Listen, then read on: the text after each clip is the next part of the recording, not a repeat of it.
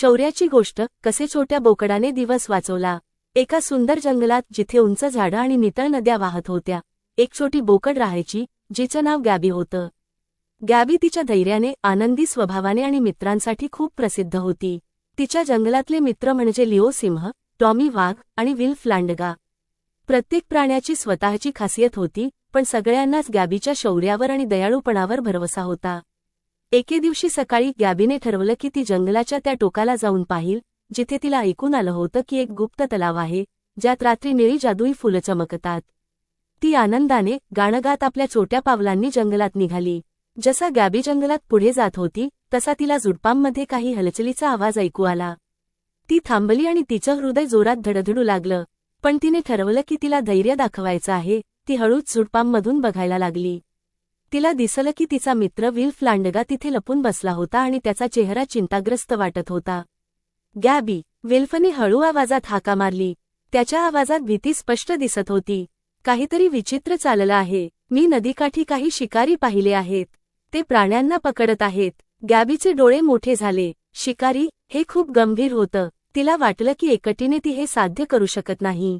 विल्फ, आपल्याला सगळ्यांना याबद्दल सांगावं लागेल, तिने दृढतेने म्हटलं। आपल्याला आपल्या मित्रांना कसेही करून सुरक्षित ठेवलं पाहिजे।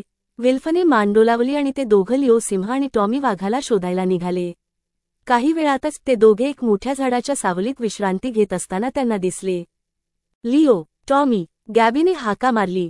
जंगलात शिकारी आले आहेत आणि आपल्याला सगळ्यांना वाचवण्यासाठी योजना करायला हवी। लिओ, जो जंगलाचा राजा होता, उभा राहिला आणि त्याने मान डोलावली। आपल्याला एकत्र काम करावं लागेल। प्रत्येकाची काहीतरी खासियत आहे आणि जर आपण आपली शक्ती एकत्र केली तर आपण शिकाऱ्यांना रोखू शकतो।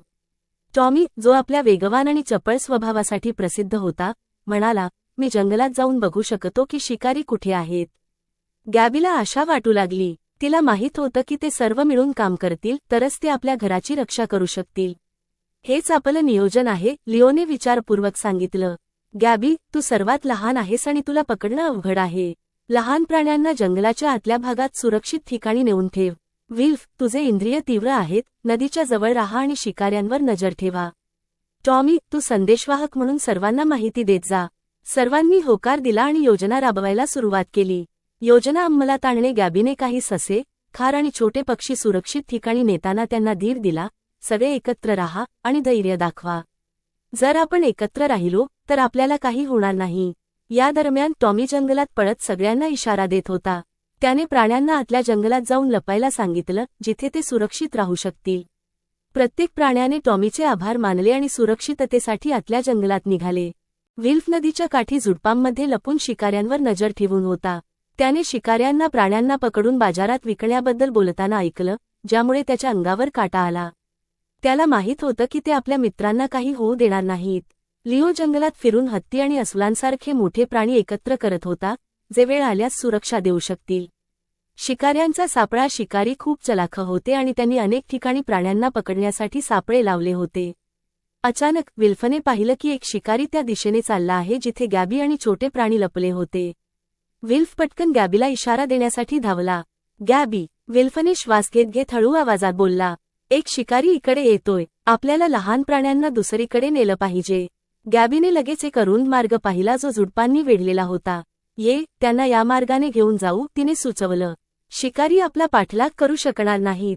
गॅबीच्या मदतीने लहान प्राणी सावधगिरीने काटेरी मार्गावरून गेले आणि एका गुप्त जागेत पोहोचले, जिथे ते सुरक्षित होते। शिकारी त्यांचा पाठलाग करण्याचा प्रयत्न करत होते, पण काटेरी झुडपांमुळे त्यांनी हार मानली। होशियारीने योजना। नदीजवळ लिओ आणि टॉमीने शिकाऱ्यांना घाबरवण्यासाठी योजना आखली। टॉमी म्हणाला, जर आपण खूप आवाज केला तर आपण शिकाऱ्यांना वाटू शकतो की त्यांच्याभोवती धोकेदायक प्राणी आहेत। लिओने मान डोलावली, खूप छान विचार आहे। मी जोरात गर्जना करेन आणि तू माकडांना सांग की ते झाडं हलवावीत आणि काही फांद्या पाडाव्यात। त्यामुळे त्यांना भीती वाटेल। थोड्याच वेळात जंगल लिओच्या जोरदार गर्जनेने दणाणलं। माकडं फांद्या हलवू लागली आणि फळं आणि लाकडं खाली पडू लागली, ज्यामुळे असं वाटलं की जंगल जंगली प्राण्यांनी भरलेलं आहे। शिकारी घाबरले, त्यांनी आपल्या जाळ्यांचा त्याग केला आणि जंगलातून पळाले। जंगलात आनंदोत्सव। जेव्हा शिकारी निघून गेले तेव्हा सगळे प्राणी गॅबी, लिओ, टॉमी आणि विल्फचे आभार मानण्यासाठी एकत्र आले।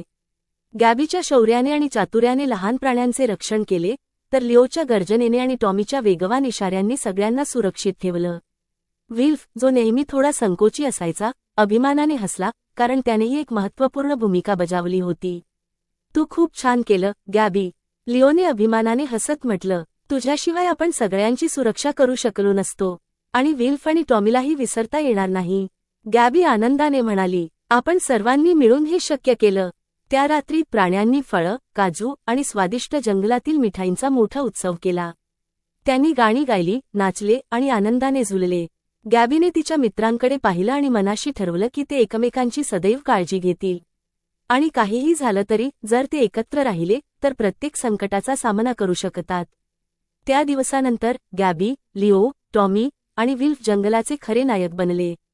त्यांनी वचन दिलं की ते सदैव आपल्या घराची आणि एकमेकांची रक्षा करतील. लाईक, शेअर, सबस्क्राईब करा आणि बेल आयकॉन दाबायला विसरू नका.